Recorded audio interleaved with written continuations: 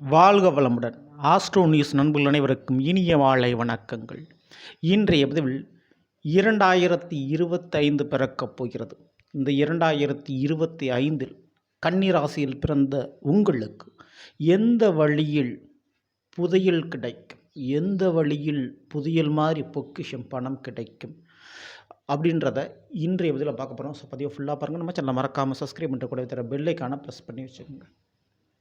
மேலும் நம்மளுடைய சேனலில் ஏற்கனவே சனிவனுடைய பயிற்சி பலங்கள் கன்னிராசிக்கு பதிவிட்டாச்சு. பார்க்காதவங்க சேனலில் போய் பாருங்கள், கண்டிப்பாக உங்களுக்கு யூஸ்ஃபுல்லாக இருக்கும்.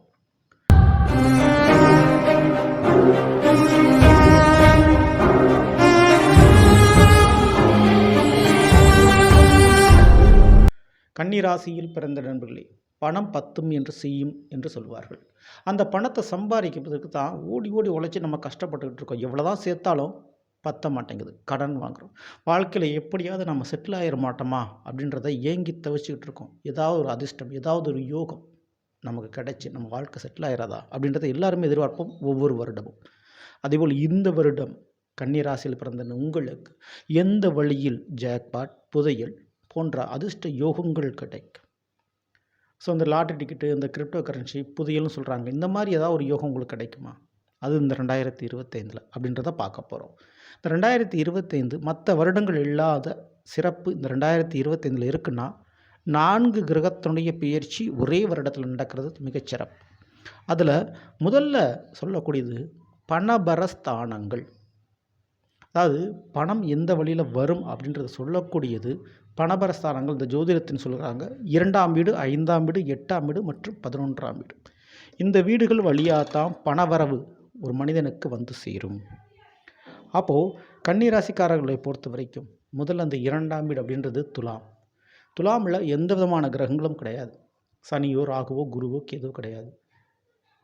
சனி பார்வை, ராகு பார்வை, கேது பார்வை கிடையாது. ஆனால் குரு பார்வை மே மாதத்திற்கு பிறகு கிடைக்கிறது. குருவான் மிதுனத்திற்கு இடம் மாறி 5ஆம் பார்வையாக துலாமை பார்க்குறாரு. உங்களோட கன்னிக்கு அது 2ஆம் வீடு.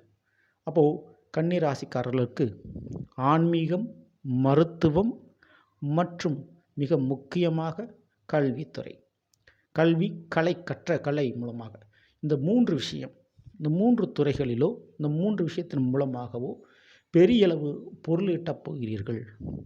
ஸோ அப்போது புதையல் கிடைக்கக்கூடிய, தங்கம் கிடைக்கக்கூடிய, தங்கம் வாங்கக்கூடிய யோகம் உண்டு. அது மே மாதத்திற்கு பிறகு கிடைக்க வாய்ப்புண்டு. இதற்கு அடுத்தபடி 5ஆம் வீடு. கன்னிக்கு 5ஆம் வீடு இதுனா மகரம். மகரத்தில் எந்த விதமான கிரகங்களும் இல்லை, எந்த கிரகத்தினுடைய பார்வையும் கிடையாது. ஆனால் அந்த மகரத்திற்கு அதிகமாக சனி பகவான் உங்களுடைய கன்னிக்கு 7ஆம் வீட்டில் அமர்ந்திருக்கிறார். அப்போது திருமண வாழ்க்கை துணையின் மூலமாக சில வரவுகள் கிடைப்பது, நண்பர்கள் மூலமாக புதிய ஒரு மாற்றம் கிடைப்பது, இதுக்கு வாய்ப்பு உண்டு. அரசியல், சினிமா போன்ற விஷயத்தில் வெற்றி கிடைக்க, அதிர்ஷ்டம் கிடைக்க வாய்ப்புகள் உண்டு. இதற்கு அடுத்தபடியே 8ஆம் வீடு. கன்னிக்கு 8ஆம் வீடு மேஷத்துலேயும் எந்த விதமான கிரகங்களும் கிடையாது. ஆனால் அந்த மேஷத்திற்கு அதிபதியாக இருக்கக்கூடிய செவ்வாய் 45 நாட்களில் ஒவ்வொரு ராசியாக இடப்பெயர்ச்சி அடைந்தே விடுவார். ஸோ அவர்னாலையும் பெரிய அளவு பலனை இந்த வருடம் உங்களுக்கு கொடுக்க முடியாது. ஸோ இதற்கு அடுத்த வீடுன்னு பார்த்தா 11ஆம் வீடு. ஸோ 11ஆம் வீடு கன்னியை பொறுத்த வரைக்கும் கடகம். அந்த கடகத்திலையும் எந்த விதமான கிரகங்களும் இல்லை.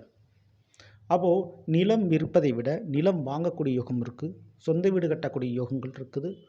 இப்போது கடக ராசியில் எந்த விதமான கிரகங்களும் இல்லாதனால வெளிநாடு யோகம், வெளிநாட்டு தொடர்பு, வெளிநாட்டுக்கு பொருட்களை ஏற்றுமதி இறக்குமதி பண்ணுறது, வெளிநாடு சம்மந்தமான ட்ரேடிங் கம்பெனியில் இன்வெஸ்ட்மெண்ட் பண்ணுறது போன்றவற்றின் மூலமாக லாபங்கள் உண்டு. மறைமுகமான வேலை தொழில் மூலமாக லாப வரவுகள் கிடைப்பதற்கு வாய்ப்புகள் இங்கே அதிகமான முறையில் இருக்குது.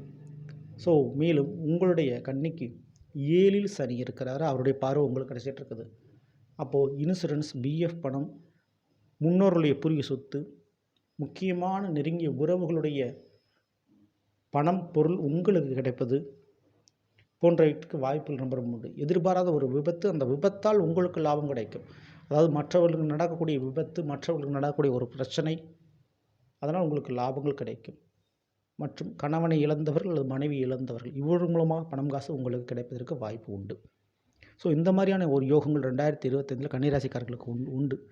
ஸோ உங்களுடைய பிறப்பு ஜாதகப்படி உங்களுக்கு பணம் காசு வந்து சேர வேண்டும் அப்படின்னு நீங்கள் நினச்சிங்கன்னா, இந்த 2025 பணப்பிரச்சனை இல்லாமல் இருக்கும்னு நீங்கள் நினச்சா நீங்கள் பண்ண வேண்டியது, கன்னிராசிக்காரங்க எப்பொழுதுமே உங்களுடைய பூஜை அறையில் வெற்றிலை எப்பொழுதும் வைத்து பழகுங்கள். அதேபோல் கையில் எப்போவுமே ஏலக்காய் அப்படின்ற ஒரு விஷயத்த நீங்கள் கையில் வச்சுக்கிறதுக்கு பண விஷயத்தை உங்களுக்கு ஏற்படுத்தி கொடுத்து கொண்டே இருக்கும். அதேபோல் செம்பு காப்பு கண்டிப்பாக கையில் போட்டுக்கோங்க அல்லது மோதிரமாக அணிந்து கொள்ளுங்கள். இது பண வசீகரத்தை உங்களுக்கு ஏற்படுத்தி கொடுக்கக்கூடும். சரிங்களா? ஸோ இந்த பதிவு பிடிச்சிருந்தா லைக் பண்ணுங்கள் மற்றும் ஷேர் பண்ணுங்கள். மறக்காமல் நம்ம சேனலை சப்ஸ்கிரைப் பண்ணி வச்சுக்கோங்க. அடுத்த சந்திப்போம். நன்றி, வணக்கம், வாழ்க வளமுடன்.